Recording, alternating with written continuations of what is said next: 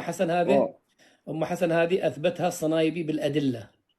ما عندناش هاد بالأدلة. الاسماء احنا، لا لحظة حاسم لحظة لحظة وام لحظة حاسم لحظة لحظة أقول لك. اه. أنت إذا تريد تفهم أم حسن عليك أن تعود إلى الحلقة وتشوف الأدلة والبراهين، وتكلم بوثائق. الرجل تكلم بوثائق موجودة. واحدة جزائرية كانت هي المؤسسة البوسبير، وكانت هي التي تجلب الجزائريات ليستمتع نعم. بهم المستعمر الفرنسي.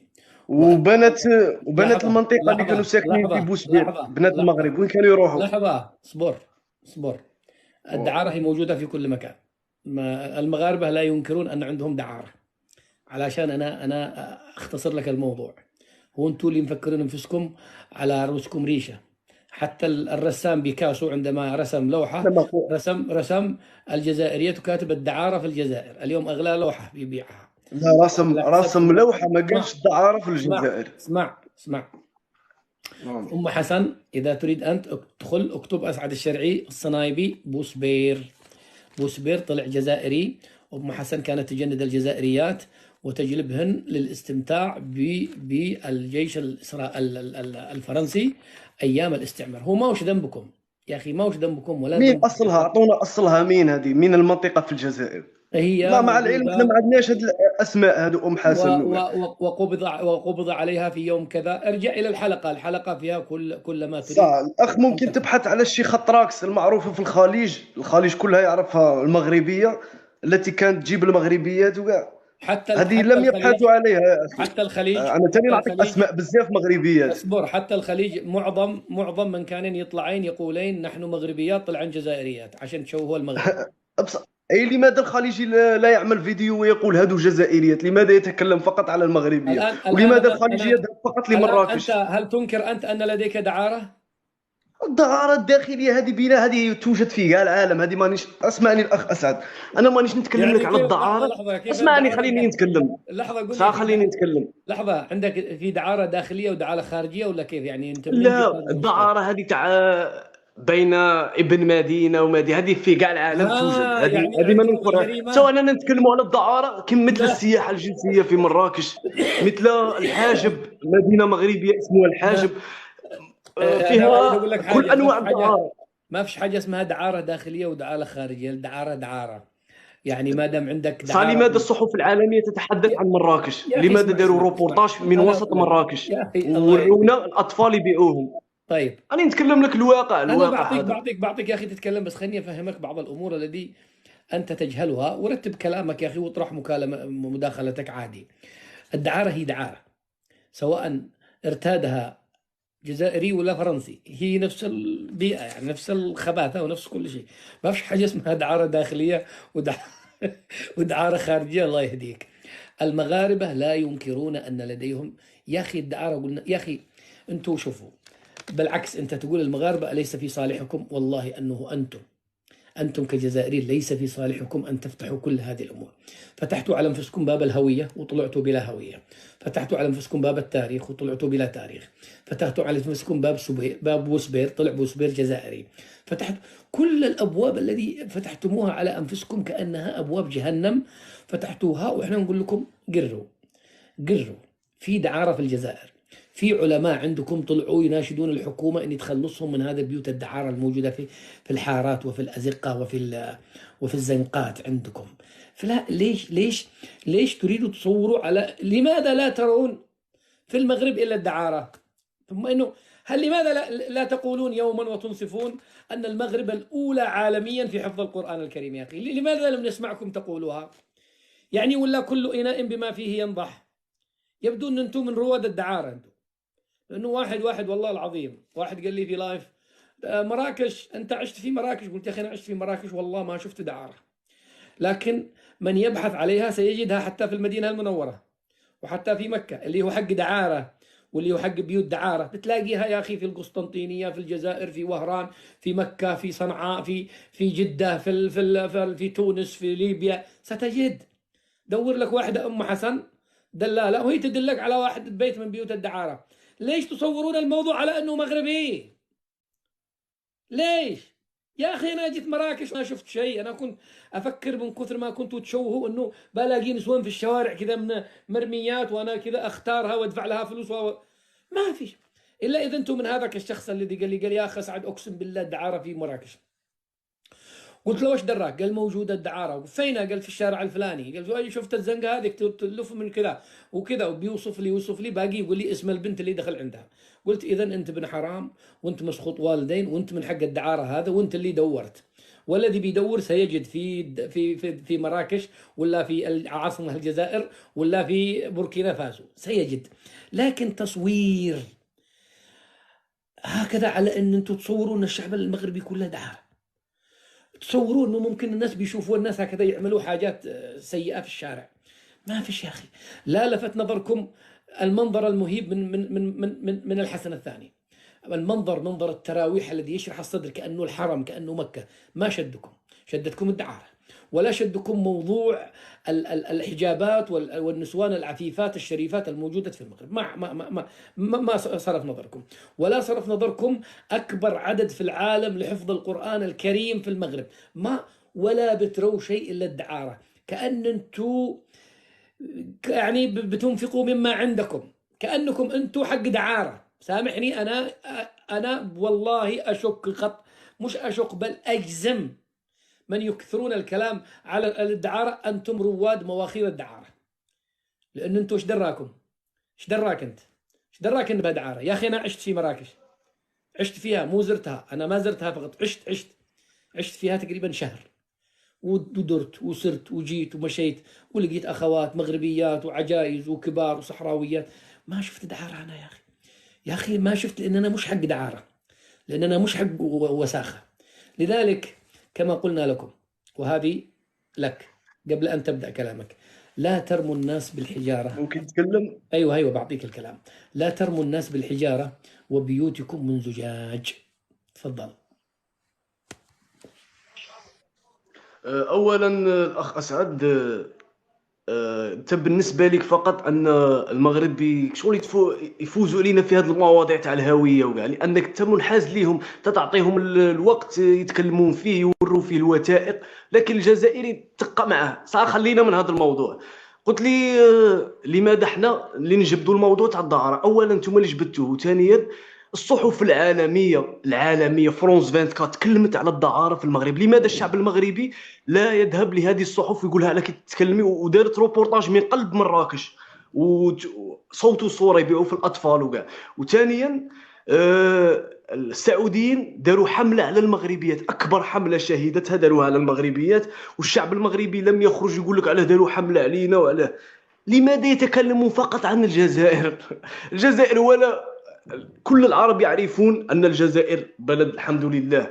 احنا ما ننكروش بلي عندنا دعاره، احنا عندنا دعاره، لكن ماشي دعاره يجوا عندنا الخليجيين ولا يجوا عندنا الاوروبيين، ولا احنا عندنا دعاره عادي مثلنا، عندكم مثل كل محلية، العالم، بلدي مثل كل العالم. عندكم دعارة بلدية. لا، عندنا الدعاره مثل كل العالم. شو المغرب راه مصنفه يا اخي الكريم، راه قريب تفوت تايلاند. طيب تايلاند مراكش راه قريب تفوت تايلاند. بلا ما طيب نزيد نجبد لك امور كثيره، لان المغرب في امور تاع الدعاره ما غاديش نحبس، غادي نقعد غير نتكلم، والشعب تمام. المغربي يعرفها. وياسر بنفسه كان يدير فيديوهات في اليوتيوب، وكان يسب المغربيات والمثليين في المغرب، وراهم الحمد لنا لله، قادر صوت يحق له وصوره. لانه حر. هل تستطيع هذه هي المهم. هل تستطيع أن تسب المنتخب المثليين الذي مثلكم في الألعاب الأولمبية وما أدري مين؟ نتحدى تجيب لي ديال العالم الجزائر، هذاك ليس، طيب ليسوا طيب، صل لنا، هذاك على رسول فقط الله، لتشويه الجزائر. صل على النبي. المثليين راهم في كاع العالم. يا أخي صل على رسول الله. نعم نعم. صل على النبي. اللهم صل على الحبيب محمد. صل على رسول الله. قلنا لك مالك أنت يا أخي؟ صلي. شوف، أنت تريد تفهم ولا أنت مبرمج على كراهية المغاربة؟ إذا كنت تريد تفهم أقسم بالله الآن بقول لك كلام، إن كنت ابن ناس وإن كنت متربي وإن كنت عندك مروءة وعندك دين ستفهم كلامي. وإن قدك مبرمج وقلبك قد ودود على المغاربة فلن يفيد معك لا كلامي ولا كلام ياسر ولا كلام غيري. شوف، أنت تقول لماذا أنتم تركزون على الجزائر؟ لأنكم أكثر ناس تلغون في أعراض المغاربة، أكثر من السعودي وأكثر من الخليجي وأكثر من كل شيء. أنتم جاوبك. دقيقة قفل اسمعني. حاول تسمعني، اسمعني وحاول تفهم، حاول تفهم، لأنه الكلام هذا لك وللجزائريين الذين يريدون أن يفهمون. أنا هنا لست بمعرض الدفاع عن الماء، والله لا أدافع عنكم، أدافع عن المرأة الجزائرية بدمي قسما بالله العظيم. أكيد جيت تقول لي حقنا الدعارة بلدي، حقنا بلدي، دعارتنا بلدي، ما بيجوش أجانب في بيوت دعارة، فبالتالي ما في شيء. لماذا المغرب، موضوع الدعارة في المغرب كذا كبير؟ لأنه يا أخي المغرب منذ زمن طويل وهي تتعرض لتشويه. كان هذا البني آدم الذي يكلمك الآن أحد ضحايا هذا التشويه. أقسم بالله ما كنت أسمع إلا عن الدعارة والسحر والعبودية في المغرب، هذا الثلاث الحاجات. فكان في راسي أنه عندما أجي سأجد النسوان في الشوارع هكذا، مثل بريطانيا في لندن، في شوارع في لندن حق بائعات الهواء يخرجون في الشارع كذا، يوقفينك بالسيارة وتمر وانت تلاقيهم كذا سود وبيض وحمر بل حتى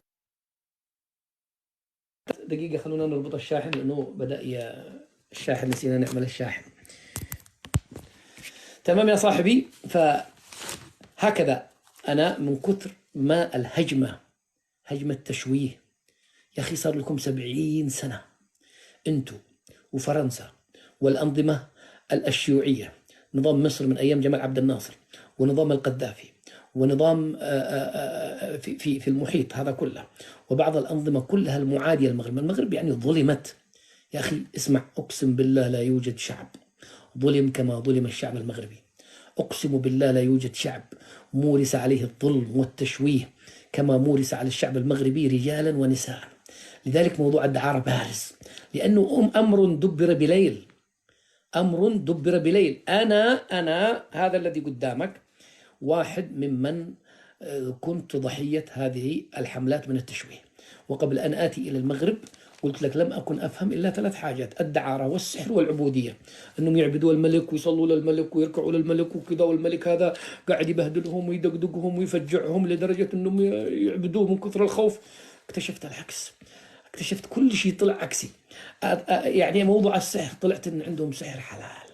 سحر يا أخي، سحر أخلاق المغاربة. وأنت جزائري، إن كنت جزائريا حقا وعندك ضمير وعندك ذمة لأنصفت الإنسان المغربي من أروع شعوب الأرض رجالا ونساء، أنهم يسحروك بطيبتهم وأخلاقهم.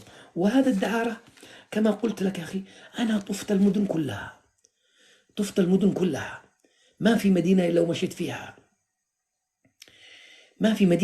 فيها، مراكش هذا الذي تدعون عشت فيها. قلت لك من يبحث عن الدعارة سيجدها. لا، لو أسافر الآن أنا وهران أو قسطنطينية أو بليدة أو أي مدينة جزائرية ونويت الدعارة سأجد في 5 دقائق. مالك 5 دقائق؟ روح ابحث عن أم حسن وهي تدلك. يعني خلاص مفروغ منها. دعارة موجودة عندك، دعارة موجودة عند الجزائر، عند الناس، عند قلت لك يا أخي، دي بيدور بيلقى حتى في مكة يا أخي، يعتمر ويروح عند يدور له واحدة يخربط. لذلك إنه لماذا المغرب هكذا والسعودية تشوه؟ حملة يا أخي، اكتشفوا جزائريات، والجزائريات تقول نحن مغربيات وجزائريات. حملة تشويه ممنهجة ومنظمة على الإنسان المغربي، على المرأة. لا أقول أنه ما فيش في المغرب دعارة، ولا ينكروها المغاربة، موجودة الدعارة كما هي عندكم، هكذا الواقع، هكذا. لا نصور المغرب أنه زيادة عن الجزائر، والمغرب هذا بارز لأنه يحارب. أنتم من جهة والفرنسيين من جهة وكل الكارهين والحاقدين على المغرب من جهة. هذا شيء. الشيء الثاني، أنتم يعني أخلاقكم نزلت حتى على مستوى الدولة. شوف، على مستوى الدولة. وأنا أقول لك، أنا داخلت المغاربة شهادة سجلوها، أنتوا تطلعوا عندي مغاربة وجزائريين، تطلعوا عندي يوميا. قد أنا راسي مشحون جزائري مغربي، قد أنا بنفجر. والله ما سمعت مغربي بدأكم بموضوع الدعارة. بدأ يردون، شوف، يردون وبيردوا لكم الصاع صاعين. حتى بوسبير طلع جزائري بالأدلة. عام 1920 تم افتتاحه في الدار البيضاء عن طريق المستعمر الفرنسي، وكل أدواته وكل رواده وكل الموجودات داخل جزائريين وجزائريات. هذا اللي تسموه البوسبيريين. يا بوسبير، بوسبير طلع عندك الآن. المغربي إذا يريد أن ينحدر إلى مستواك يعيرك هو، يقول لك اسكت يا عيال أم حسن، اسكتوا يا حق بوسبير الجزائري، لو كانت أدواتهم رخيصة. وكالة الأنباء، وكالة أنباءك وكالة رسمية تمثل الدولة، تقول بالحرف الواحد مملكة الرذيلة. في واحد يسمي دولة هكذا، يعني نسفت كل خير في هذا البلد، سميتها مملكة الرذيلة، ولا كأنها الدولة الأولى في حفظ القرآن الكريم، ولا كأن مسجد الحسن الثاني نقل صورة من صورة التراويح يفتخر بها العالم الإسلامي كله، ولا كأنها بلد مسلم محترم فيه المساجد، فيه الأذان، فيه العفة، فيه المخلصين، فيه الشرفاء، فيه العفيفات. سميتموه مملكة الرذيلة. شوف الحقارة. شوف لماذا نحن نقف مع المغرب عندما تقولون أنت دائما منحاز للمغرب. أخي صلي على النبي، قسما بالله لو أنا ما أعرف المغرب ولا عمري شفت مغربي، أن موقفي الأخلاقي وضميري يحتم علي فقط أنني أقف مع المغرب من نوعيتكم أنتم، من نوعية خصومكم يا أخي، من خصومتكم الفاجرة. زبالة أنتو، زبالة. السلام عليكم. احترم روحك. وين محمد؟ لحظة يا أخي، قفل يا أخي لو سمحت، لا تقاطع. احترم روحك ابو قفل يا راس، وما أخي، تسبوا السيو هذا وكاع مالك. قفل ما تقولش قفل، انا كون قفل، قدامي تنزل راسك تحت نطير أنا عليك شغلك انت. على شكل ما تراجل الارواح قابل يا عيال أم حسن. أنتم زبالة. نعم أقف مع المغرب لأنه يا الأخ أسعد، احترام شوية، الاحترام. قفل خليني أكمل احترام. كلامي. قفل علشان أعطيك دور وإلا بتنزل. اسمعوا الدرس، ولو الكلام قاسي اسمعوه يا أخي، المسألة بتدخل في الأعراض. المغربية أمي والجزائرية أمي، ومن يسيء لهذه أو هذه قسما بالله ما نسمح له، لكن أنتم من يبدأ. صورتم المرأة المغربية على أنها عاهرة كلهن، ما ويجي يقول لك لماذا أنت منحاز؟ يريد أن يكون معك وأنت تلق في الأعراض والمحارم. حاشا لله أن أكون معك. نعم أنا مع المغرب، أنا زرت المغرب يا أخي، أنا قاعد نقول لك شهادة حق، شهادة من داخل مراكش، ما فيش هذا الكلام. أنا أكلمك إذا تريد تفهم يا أخي. استحوا، أقسم لكم بالله لو عندكم كرامة قد ربوكم المغاربة 1000 مرة. لا صفعات تلو الصفعات يا أخي، كووكم مكاوي. أنتوا إيش من جلدة؟ أنتوا إيش من بشر؟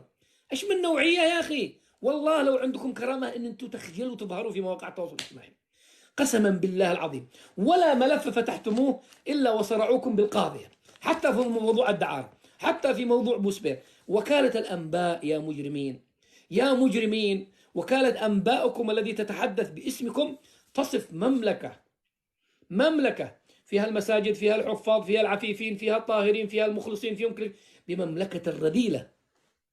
هل هناك انحطاط أكثر من هذا الانحطاط؟ هل هناك وساخة أكثر من هذه الوساخة؟ هل هناك حقارة أكثر من هذه الحقارة؟ ويقول هذه المملكة التي لا تتوانى في استخدام بناتها وأولادها في السياحة الجنسية. تصورون الدولة على أنها قاعدة تستخدم المغربيات والمغاربة عشان يستخدمون في الجنس، ثم تقولون لماذا إحنا الجزائر. يا أخي شوف، أنتم لستم شرفاء حتى في خصومتكم، ما أنتم الشرفاء. شوف، عندي أنا خصم شريف أقسم بالله أحسن من صديق غبي.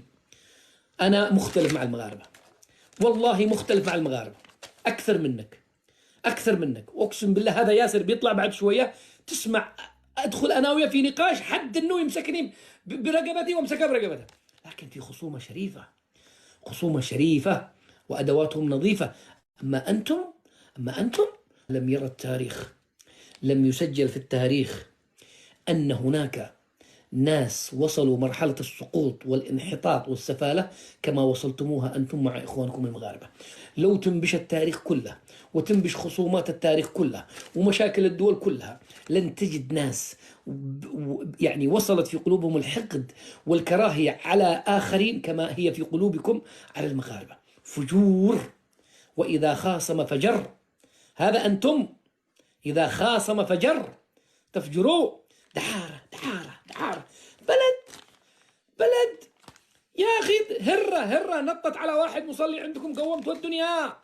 ان معكم امام مدري كيف، ومسجد الحسن الثاني في منظر يهز البدن، ولا لفت نظركم، لا يلفت نظركم المساجد ولا حفاظ القرآن ولا حاجة. الدعارة الدعارة الدعارة، كأنكم مبرمجين.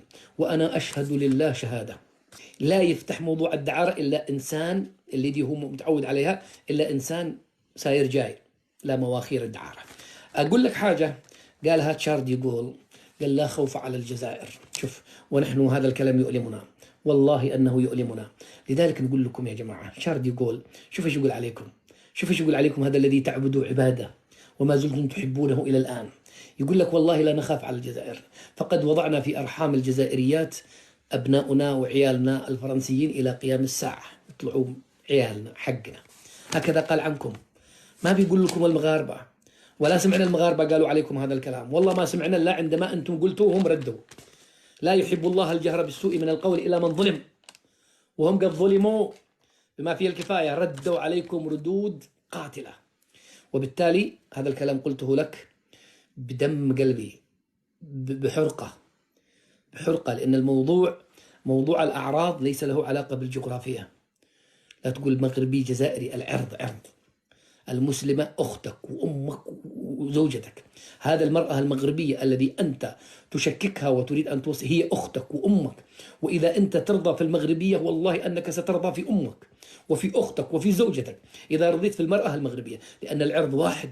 إحنا عرب وإحنا مسلمين قبل أن نكون عرب. لو أشوف مسلمة لا أعلم من أي جنسية أبوها، حتى هندية، حتى من السن، أني غيور عليها، حتى أن ينتهك عرضها أو يقال فيها شيء، فما بالك عندما تكون أختك وجارتك وربما بينك وبينها دم ورحم. يا أخي استحوا، يا أخي ارتقوا. لذلك للمرة الألف، خصوصا في لايفاتي، بس تاريخ، هوية، دعارة، لا تفتحون مع المغاربة، لا تفتحون مع المغاربة. نصيحة من واحد ملم، من واحد عارفكم كلكم، عارف المغاربة وعارف الجزائريين.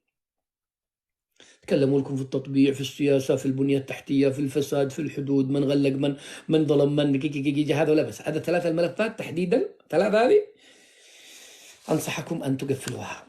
خذ يا أخي دقيقتين ثم نعطي الأخ ياسر، سامحوني على الإطالة.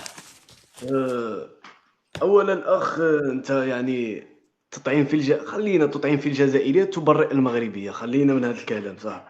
ثانيا قلت لك الاخ الكريم راك تقول لي الجزائريين يطعنون في المغربيات. يا اخي ما شفتش الصحف العالميه مثل فرونس 24 وقاعد تتكلم على الدعاره في من قلب المغرب، روبورتاج من قلب المغرب.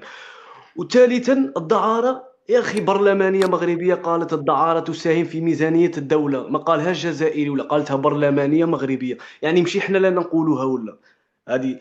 والدعاره كاينه في كاع العالم، ولكن المغرب يا اخي المهم ما نقعدوش غير نطعنوا في الاخر. وثالثا هذه ام حسن، هذه الجزائريين كاع عارفينها بلي اختراع، هذه حنا ما غاديش نديروا عليكم، قاعد تقولوا ام حسن ام امين، هي زعما كلام فقط. انا ثاني نجيب لك اسماء بزاف مغربيات صح. ثالثا الاخ اسعد قلت باللي الجزائر، قلت باللي الجزائر فيها الدعاره وفيها لا خلصنا دقيقه راه يتقطع النت. المهم اخ اسعد قلت باللي الجزائر يروحوا الخليج ويتكلموا باسم المغربيه. يا الاخ اسعد الخليجيين عملوا افلام معهم المغربيات ينادون المغربيه ببترول المغربي. هل توجد اساءه اكثر من هذه؟ ينادون لماذا المغرب. تؤيدها أنت؟ لماذا تفرح بها؟ ما نفرحش بها وانت لماذا تفرح تفرح؟ يطعنوا في إذا شهدائنا. خليجي وشوه المرأة المغربية، أليست أمك؟ أليست أختك أنت؟ انت تجيك عادي كيسبوا اموات، يا على لا الاقل يا حنا أخي، نسبوا الدعاره وما ليش يسبوا فرحان اموات. أنت؟ ليش فرحان إن الخليجي صور المغربية؟ ليش فرحان أنت؟ يا اخي ديروا حمله عليه مثل ما يتكلمون عن الجزائر، لماذا لا يعملون حمله عليهم؟ أنت من الذين يحبون أن تشيع الفاحشة في الذين آمنوا. يا اخي من يطعن في بلدي نطعن فيه، انا الحمد لله طعنك يا أخي، أنتوا اللي بتطعنوا يا أخي. طعنك الفرنسي طعن، يقول ما لك طعنيش يا اخي لو الارحام الجزائريات مشحونه بحقهم هذاك فقط كلام. جيب لي مصدر، جيب لي يا كلام اخي موثق الذي باللي فعله في قالها. الفرنسي مش المغرب يفهم. روح دوروا بقايا فرنسا اللي يا اخي خلفتك يا اخي اخرج. الحمد لله محافظين على ديننا. اخرج يا اخي، اخرج قبل ما اعورك، اقسم ما لك بالله قدوش لي. بعورك، والله بعورك. اخرج يا اخي يا اخي متى يفهموا هذا الناس يا اخي؟ كم شان نجلس احنا نقري يا اخي؟ كم شان نجلس نعلم؟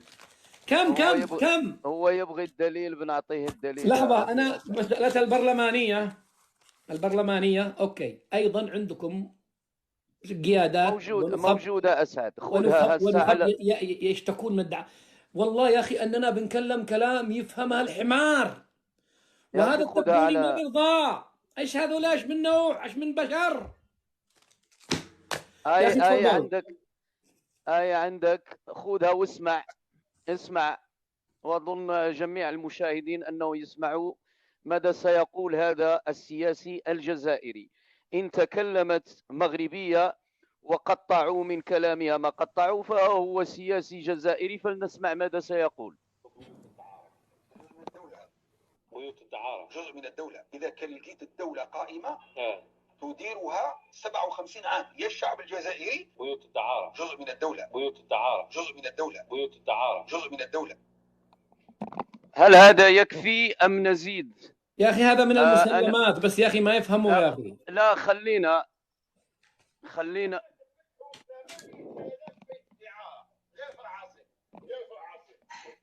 لما تفتحوا 8000 بيت إعارة غير في العاصمة. جميل، شكرا، جميل جدا. 8000 بيت إعارة. واسمعوني وش أنا نقول لكم. الآن راني نصيب أطفال في المسابل عينوا هكذاك عيون تاع الصينيين وأجناس أخرى. عينوا هكذاك عيون تاع الصينيين وأجناس أخرى. حقيقة هذا الشعار عنده أبعاد فيزيونومية وسيم. صينيين. إذن ماذا نقول؟